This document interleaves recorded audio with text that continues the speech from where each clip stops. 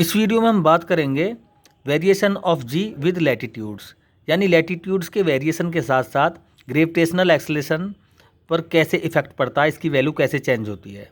तो सबसे पहले तो हम समझें इसमें कि लैटिट्यूड्स क्या होते हैं। ठीक है, तो एक्चुअली अर्थ की शेप कुछ ओवल टाइप होती है जो इसमें डायग्राम में बनी हुई है। तो हम ज़रा समझाने के लिए देखो, ये मैंने अर्थ का शेप बनाया एक इस तरह से। ये अर्थ है और ये इसका नॉर्थ पोल और ये हो गया इसका साउथ पोल। तो नॉर्थ और साउथ को मिलाने वाली जो लाइन होती है उसको हम बोलेंगे लॉन्गिट्यूड। लॉन्गिट्यूड अगर देखें तो 180 लॉन्गिट्यूड इस लाइन के इधर होते हैं और कुछ इस तरह से, इस तरह से, ठीक है, और 180 लॉन्गिट्यूड्स दूसरी साइड होते हैं ऐसे। उसी प्रकार नॉर्थ और साउथ पोल के एलोंग्स जैसे लॉन्गिट्यूड होते हैं, तो अगर हम इसके परपेंडिकुलर लेटी हुई लाइन अगर बोलें इनको इस तरह से बनाएं तो ये लॉटिट्यूड कहलाते हैं। ये इस तरह से, इस तरह से ये लैटिट्यूड होते हैं अर्थ के। तो हमारा जो मतलब है इन लैटिट्यूड से ही है। तो ये बीच का जो लैटिट्यूड है अर्थ के बिल्कुल बीच में, इस लैटिट्यूड को बोलते हैं हम इक्वेटर। तो सेंटर पर अगर देखें तो यहाँ से जो यहाँ तक की रेडियस है वो आर ई है, और इस सेंटर से नॉर्थ पोल तक की रेडियस को भी हम बोलेंगे तो आर ई, लेकिन ये रेडियस इस रेडियस के मुकाबले थोड़ी सी कम है, लगभग 16 किलोमीटर का फ़र्क पड़ता है इसमें। तो यहाँ पर जो जी की वैल्यू होती है वो मिनिमम होती है इक्वेटर पर, और पोल पर होती है ये मैक्सिमम। तो ओवरऑल इसका मतलब ये हुआ जैसे जैसे हम इक्वेटर से पोल की तरफ बढ़ते हैं वैसे वैसे ग्रेविटी यानी ग्रेविटेशनल एक्सेलरेशन की वैल्यू चेंज होती चली जाती है। या दूसरे शब्दों में हम कह सकते हैं कि जैसे जैसे हम लैटिट्यूड्स पहले यहाँ पर थे फिर यहाँ पर, यानी जैसे जैसे हम लैटिट्यूड्स को चेंज करते हैं जी की वैल्यू में चेंजिंग आती है। अब ये चेंजिंग किस तरह से डिपेंड करती है, किस तरह से आती है, उसको हम मैथमेटिकल एक्सप्रेशन के मदद से हम समझेंगे। देखो, मैंने मान लिया यहाँ कोई एम मास की बॉडी है, इस लैटिट्यूड पर होगा कोई लैटिट्यूड यहाँ पर, और इसका वेट एम जी सेंटर की तरफ काम करेगा। तो यहाँ से लेके यहाँ तक की जो डिस्टेंस है वो रेडियस है अर्थ की। क्लियर? अच्छा, ये चूँकि अर्थ कंटिन्यूसली अपनी एक्सिस पर रोटेट कर रही है, तो ये रोटेशन का साइन हमने यहाँ पर दिखा रखा है। तो रोटेट करने का मतलब है कि अर्थ पर अगर कोई बॉडी यहाँ पर प्लेस्ड है तो अर्थ के साथ साथ ये भी रिवॉल्यूशन करेगी इस तरह से।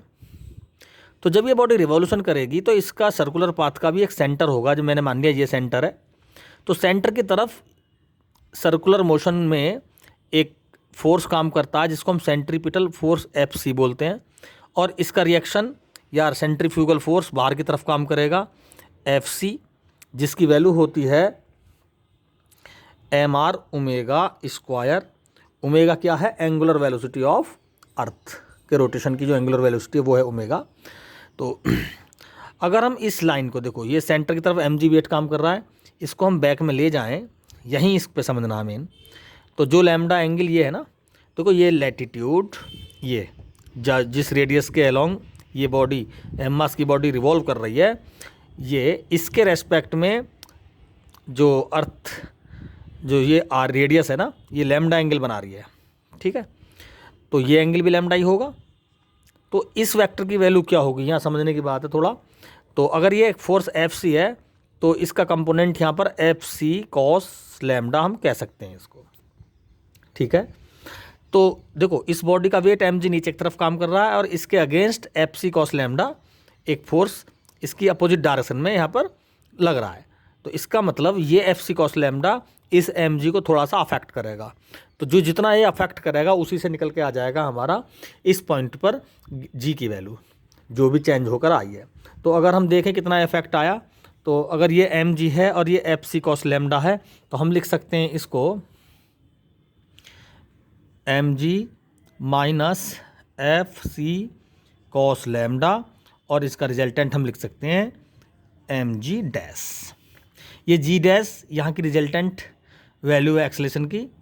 तो M G dash next line में चेंज करेंगे, M G minus F C की वैल्यू है एम आर ओमेगा स्क्वायर,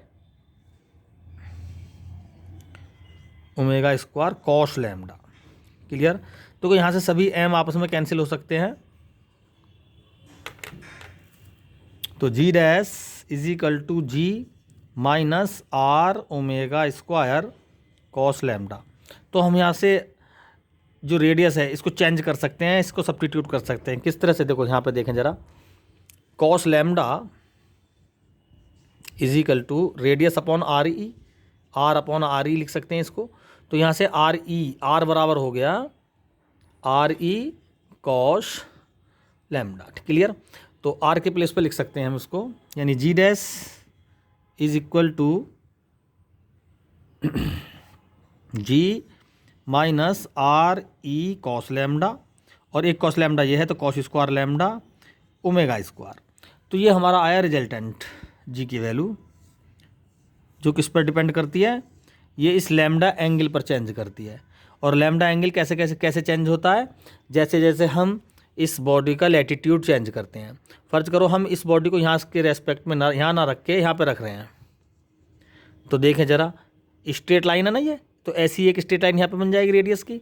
और यहाँ पर देखें, यहाँ पर एंगल लैम्डा है, तो यहाँ पर लैम्डा से कुछ बढ़ जाएगा ये, ठीक है। और ज़्यादा हम इस बॉडी को यहाँ पे रखेंगे तो ये एंगल और ज़्यादा बढ़ जाएगा, और पोल पर आकर ये एंगल हो जाएगा पूरा 90 डिग्री का।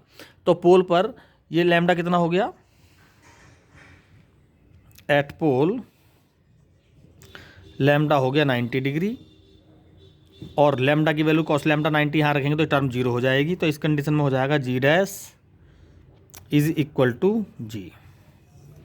उसी तरीके से पोल पर तो ये लैम्डा 90 डिग्री हो जाता है, क्योंकि ये रेडियस वाली जो लाइन है जहाँ मार्कर रखा हुआ है, ये जैसे जैसे पोल की तरफ बढ़ती है तो ये अपना वर्टिकल डायरेक्शन को बढ़ाती चली जाती है। देखो ये वर्टिकल होने की कंडीशन में अब बिल्कुल वर्टिकल डायरेक्शन में हो गए मार्कर, ये डायरेक्शन वर्टिकल डायरेक्शन, यहाँ पर 90 डिग्री का एंगल बनाएगी ये, ठीक है। जैसे जैसे हम इसको लैटिट्यूड को इक्वेटर की तरफ बढ़ाएंगे तो ये लैम्डा छोटा होता चला जाएगा, और इक्वेटर पर ये लैम्डा 0 हो जाएगा। तो अगर हम इक्वेटर की कंडीशन देखें तो इक्वेटर पे लैम्डा हो जाएगा 0 डिग्री एट इक्वेटर। तो g dash is equal to ji minus R e cos lambda cos 0 omega square. Clear. तो ये फॉर्मूला बन जाएगा यहाँ पर। तो जी आर, ये कुछ वैल्यू पॉजिटिव वैल्यू है तो इसको सब्ट्रैक्ट करेंगे जी में से। तो जी की वैल्यू क्योंकि कॉस लैम्डा की वैल्यू 1 मैक्सिमम होती है, तो मैक्सिमम वैल्यू सब्ट्रैक्ट होगी जी में से। तो जी डैश क्या होगा यहाँ पर मिनिमम हो जाएगा, ठीक है, जबकि यहाँ पर मैक्सिमम होगा जी डैश। देखो एक कंडीशन और है, अगर ओमेगा 0 हो जाए यानी अर्थ रोटेट करना बंद कर दे तो ये टर्म भी खत्म हो जाएगी कम्प्लीटली। तो जी डैश किसके बराबर हो जाएगा इस कंडीशन में, जी के बराबर हो जाएगा। तो इस तरह से हम ग्रेविटी को कैसे चेंज कर सकते हैं, लैटिट्यूड के चेंज के साथ ग्रेविटी चेंज हो जाएगी, यानी ग्रेविटेशनल एक्सेलरेशन की वैल्यू चेंज होगी। और इसकी वैल्यू यूनिफॉर्म कब रहेगी, जब अर्थ रोटेट करना बंद हो जाए, यानी ओमेगा इसका क्या हो जाए, 0 हो जाए। अगर अर्थ का ओमेगा 0 हो जाए यानी रोटेट करना बंद कर दे तो ये टर्म 0 हो जाएगी। तो ऑलवेज जी डैश और जी आपस में क्या रहेगी, हर वक्त बराबर ही रहेगी। तो इस तरह से जी की वैल्यू अर्थ की सरफेस पर कंटिन्यूसली चेंज होती है। और हर मतलब ये कहने का मतलब ये हुआ कि अर्थ के हर सरफेस के हर पॉइंट पर जैसे जैसे पॉइंट्स चेंज होते हैं तो जी की वैल्यू चेंज होती है, ये कांस्टेंट नहीं रहती। एक प्लेस पर हर वक्त कांस्टेंट रहती है, लेकिन जैसे हम उस प्लेस को चेंज करते हैं, किसी दूसरे प्लेस पर जाते हैं, तो इसकी वैल्यू में चेंजिंग आती है। Thank you.